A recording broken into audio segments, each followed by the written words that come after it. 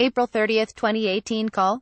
Larry Wilkerson, Israel does not want to end the war in Syria. It is in their interest to keep this war going, and to keep the Iran nuclear deal from succeeding. Sharminiperes. It's the Real News Network. I'm Sharmini Peres coming to you from Baltimore. The Israeli military attacked several bases in Hama and Aleppo countryside on Sunday. Israel is becoming notorious for their weekly attacks on Syria, targeting Syrian government forces that are backed by Iranian and Hezbollah forces. Israel has previously hit Iranian-backed militia outposts in Syria, mainly targeting arms convoys of the Lebanese Shia group Hezbollah. Israel regards the group, which is fighting alongside President Bashar al-Assad, as the biggest threat on its borders. Haaretz, the Israeli newspaper, reported that some 200 missiles were destroyed and 11 Iranians were killed in the process, which Iran denies at this time. In the meantime, Netanyahu has been granted war powers authority in extreme situations by the Knesset, with only the defense minister's approval. This in spite of the fact that the Joint Committee of Foreign Affairs and Defense Committee, as well as the Constitution, Law, and Justice Committee all rejected Netanyahu's request for such powers. On to discuss all of this with me is Larry Wilkerson. Call. Wilkerson is former Chief of Staff to the Secretary of State Colin Powell, and now a distinguished professor at the College of William and Mary. Thank you so much for joining me, Larry. Larry Wilkerson, good to be here. Sharminiperes. Larry, what is the purpose on the part of Israel pursuing this kind of aggression in Syria, antagonizing Iran at a time when this war is actually coming to a closure? Larry Wilkerson, Israel does not want it to come to a conclusion. Israel sees, as do the neoconservatives in this country, and some others allied with them like Richard Cheney, they see this chaos in the Middle East as conducive to their security. Not only as conducive to their security, but also as sort of allowing them to do their full Greater Zionist strategy, which is to get as much territory as they can as fast as they can, to include the water in that territory, which is becoming a rather critical issue for the entire region, but for Israel, certainly. And they want this condition to continue. They want it ultimately to lead to the breaking up of Syria, the breaking up of Iraq, if it can happen, and the regime change in Iran. And they see this chaos and this constant conflict in the United States instrumental to that as being strategic means by which to accomplish this purpose. So they are in no way wanting this conflict to end. They want it to continue, and to continue and continue. That's Israel's policy. Sharminiperes. So, Larry, what's going on in Syria at the moment? There's some conflicting reports. We are hearing from Haaretz, in particular, that some 200 missiles were destroyed by the Israelis on Syria, but now we are hearing that it's much fewer missiles and some drone attacks. What are you hearing? Larry Wilkerson, well, if we are hearing it from Haaretz, it's probably accurate. That's one of the few sources of media in Israel that you roughly can trust anymore. I think what I'm hearing, though, is not unlike what I just conducted in a simulation here at William and Mary with my students role-playing the members of the National Security Council. U.S. and National Security Council. And that is that Bibi Netanyahu and Avigdor Lieberman, his defense minister, or Likud in general, though I'm hearing that there's some infighting in Likud, even, are, trying to emphasize everything they can about Iran's perfidy so that they make sure that on May 12 Donald Trump exits the nuclear agreement with Iran. The second thing I'm hearing, and this is more fundamental, this is what we actually exercised in my simulation with my students, is that Israel is preparing everyone in the region, itself the United States, its sugar daddy, for more robust Israeli military action inside Syria, and possibly inside Lebanon as well. This action would be aimed primarily, initially at least, through air attacks at those storages of missiles and other munitions by Hezbollah and Iran inside Syria, and those elements of Iranian forces inside Syria that Israel feels are, in short, getting too close, and so they need to be taught a lesson. As far as what's going on right now immediately, I've heard that the plumes, the explosions, the degree of rocketry, if you will, bombs dropped, whatever, was quite dramatic last night. That it lit the night sky for a range of distance and time that sort of looked a little like the opening of the war in Iraq in March in 2003. And that the Israelis were very serious about several places, you mentioned Hama and you mentioned Aleppo, that they knew the Iranians had missiles backed up and Hezbollah had missiles, and so forth. So they struck them.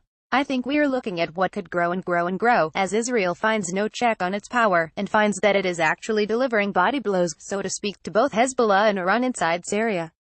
So look for more of this. SHARMINIPERIES. Now, Larry, Haaretz is reporting that 200 missiles were launched and some 11 Iranians have been killed, but the Iranians are denying that. Why are they doing that? Larry Wilkerson, I think some words I heard out of Israel, actually out of the Israeli Defense Force just a few moments ago, were that Iran was going to deny that any Iranians were killed, because then that would mean immediately Iran has to concoct some kind of reaction, actually respond with military force or in whatever way they would deem appropriate to respond. Saving face, you might call it. So Iran doesn't admit that any Iranians were killed. But that same Israeli source, for me, said that Iran will respond. They will respond in time, and in the means, by means that they find conducive to their interests, so Israel had best batten down the hatches. There will be a response. I don't know which of those is more accurate. I suspect that the figures I'm hearing of 16 or 17 Iranians killed is probably accurate. What Iran will do in response to that is probably in accordance with that second Israeli interpretation, and that is that they will do something, but we'll not see it for a while. And we may not see it at all, but Israel will certainly feel it. What that means is probably other than conventional military strike.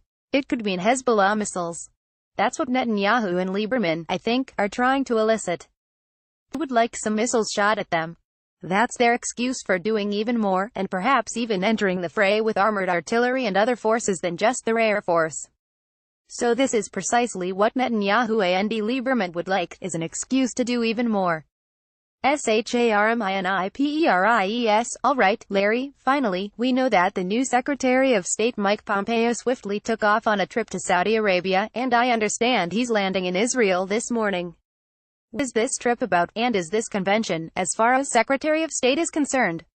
Larry Wilkerson, I find it rather alarming that this would be the first trip that Secretary of State Pompeo would make without even having lit, apparently, at the State Department for a moment or two. And coming on the heels of Trump's visit to Riyadh and his sword dance, and all the other things that came out of that, I find it very, very indicative of the amateur hour that this administration is, that we would choose to demonstrate these kinds of priorities in the world. He did stop in Brussels. He did go to NATO. So the more important things in the world he apparently has brushed off, and moved on to Jerusalem, Riyadh, and so forth.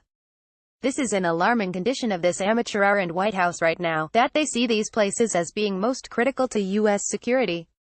They are not. If you want what they are most critical to, it is Israel's security.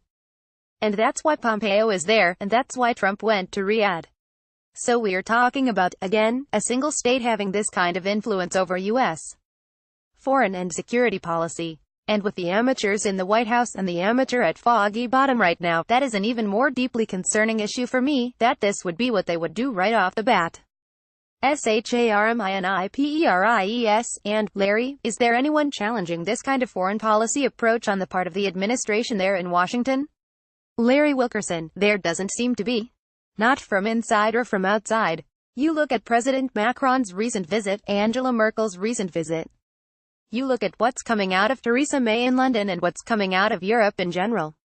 It's as if Trump has them kowtowed, or he has them kowtowing to him. He has them stymied. All the $16 trillion GDP, the power of Europe, is in abeyance as the United States does its unilateral thing in the world.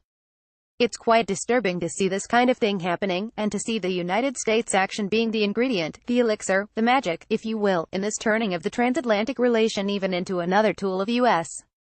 unilateral foreign policy, and that, too, being aimed principally and primarily at the State of Israel and that state's security. I don't think that should be the number one priority of the United States of America right now. SHARMINIPERIES. Larry, as you said, Macron's visit was swiftly followed up by Angela Merkel in Germany. And there was speculation in the foreign policy community that this was in order to ensure that Donald Trump would keep the Iran nuclear agreement intact, which is all up in the air at the moment. But it seems that that was not very effective in terms of their ability to convince him. What are your thoughts on that? Larry Wilkerson, well, I think it was sound speculation that that was one of their purposes for coming, if not the primary purpose. But I think you're right, too, I don't think it worked at all. What I saw was two leaders who essentially retreated to their fortress in Europe without a clue as to what to do in response to a recalcitrant American president who is going to do what he's going to do, primarily for domestic political purposes, regardless of what they say or do. I think that was an eye-opener for them, and a series of eye-openers for them. but I see no courage in their response to this point. Sharminiperies. Larry, I thank you so much for joining us today. Larry Wilkerson, thanks for having me, Sharmini. Sharminiperies. Thank you for joining us here on the Real News Network. Comments. Our automatic spam filter blocks comments with multiple links and multiple users using the same IP address. Please make thoughtful comments with minimal links using only one username. If you think your comment has been mistakenly removed, please email us at contact@feralnews.com.